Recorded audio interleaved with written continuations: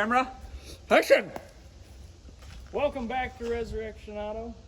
Today we're going to talk about how to unstick a seized engine. So what we got here is we got this Chevy 350. Don't know what it came out of. Pretty sure it's a truck engine by the look of it.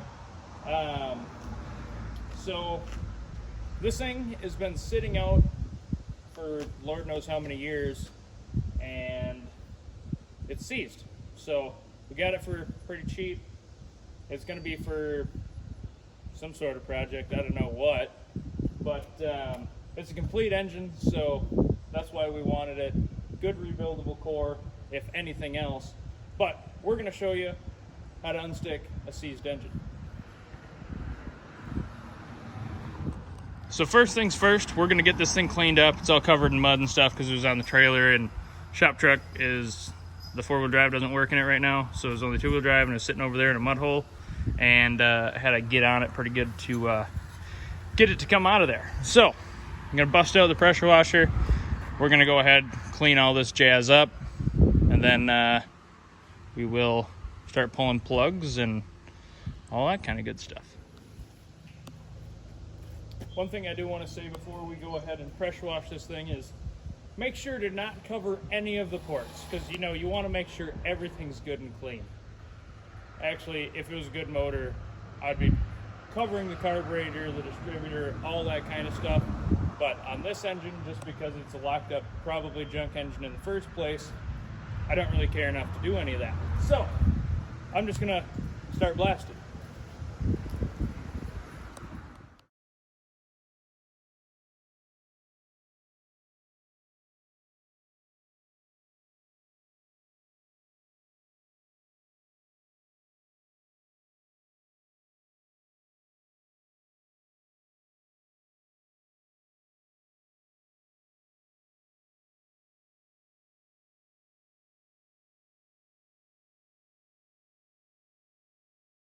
So, got the engine all cleaned up. Now I'm going to let it sit out here, bake in the sun for a little while, dry up all this junk. Jordan and I are going to go pick up a, what was it, 36 Plymouth, Jordan? 37 Plymouth Coupe. So, we're going to go pick that up while this is drying. Alright, so now, engine's been dried. Well, it's kind of dry. It rained last night. So what we're going to do, so we're going to pull out all the spark plugs on this engine.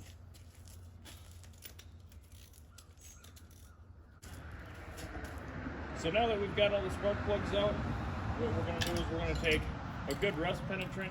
I use this FX stuff. You can use like PB Blaster. WD-40 could work. I haven't used it to do this before. And it's more of a water repellent and not really a rust buster lubricant. So that's what this stuff is. This is supposed to, or this is really good stuff to, get in there and take all the first layer of rust and all that kind of crud off and really help get everything loosened up. So what we're going to do is we're just going to go ahead and spray this down in the spark plug holes.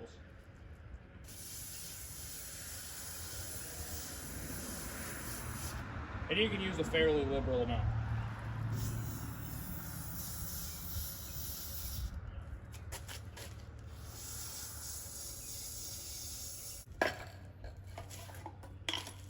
Now that we got the penetrant in there, I just take a little bit of transmission fluid. Doesn't matter what kind, it all works the same.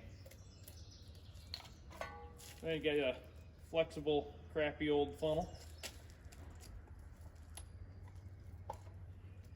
Stick it in there.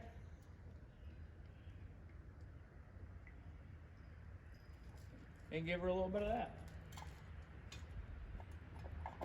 Gonna make a mess all over the place.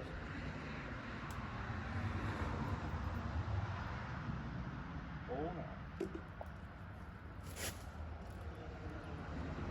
Overfilled that one.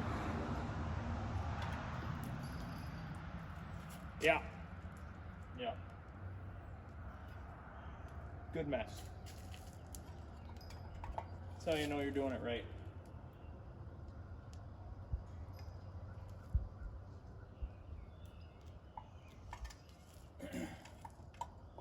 Now I'm going to go get a whole bunch of floor dry and soak this area.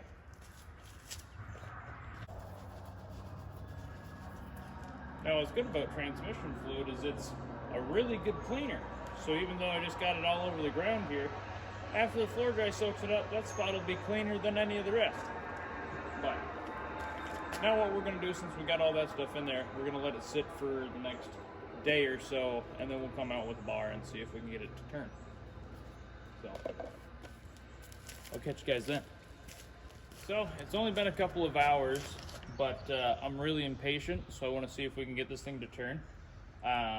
So what you can do, oh, Jesus, cat. What you can do is you can take a pry bar.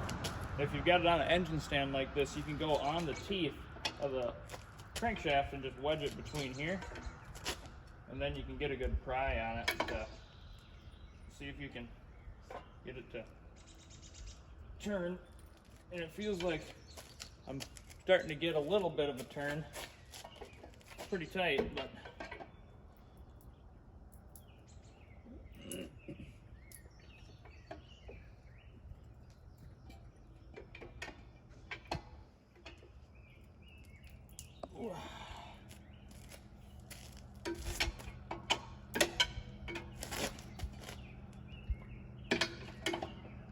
Be sure to go back and forth, not just keep trying on one. yeah, you gotta rock it. You gotta rock it back and forth, otherwise, you know, you're gonna be just fighting a hard spot the entire time. But I can feel that I'm already getting a little more headway going here. Oh, look at that.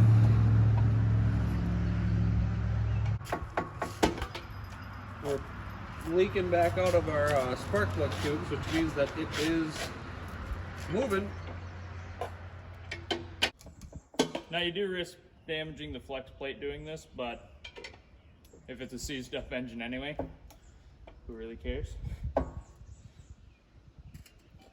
Well, there's the tight spot again. Doesn't hurt to reapply either. Or does it? No, it doesn't.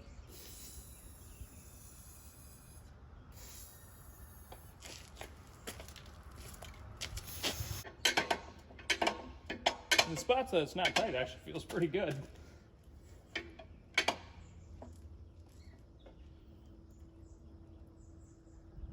Yeah, that front one though. Must have got a little further.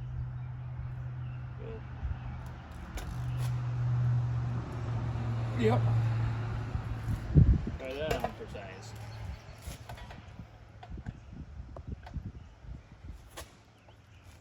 Oh, move a little bit.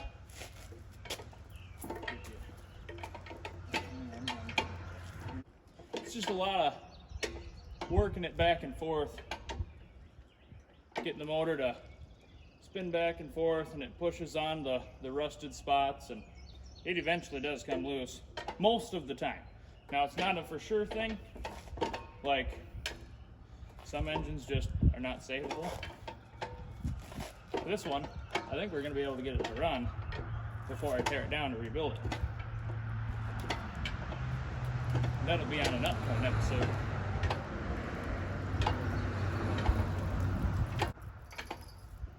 Bunch of water in that one. This is it.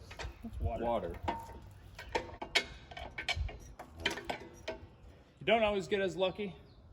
A lot of the times you got to wait a couple of days to let everything kind of, you know, soak and get eaten up and stuff. But we got lucky and let this one sit for 2 hours, and here we are. This engine spins. It's got a couple tight spots, but that's to be had after they've been sitting with a bunch of crud in the cylinders. Well, I think that's going to do it. So, as you see, this engine turns over now. Hopefully it'll help you guys if you got a stuck engine that's been sitting out for a while and you want it to spin over. For one, it's going to make it easier whenever you tear it down to rebuild it, versus trying to fight, you know, stuck slugs whenever you're yanking out pistons and stuff. So hopefully this helps you guys. In the next video of this engine, we're going to try and get it to actually start and run before I rip it down for whatever project that we may have that this one's going to go into. So thanks for watching. Like, comment, subscribe. Stay tuned for some of our other videos. Check out our other builds. We've got 55 Ford F100. Jordan just picked up a 36 or 37 Plymouth Coupe. Keep wanting to call it a 36, but it's not. I'm sure there'll be videos of that coming up soon as well. But for now, hope this helped you guys.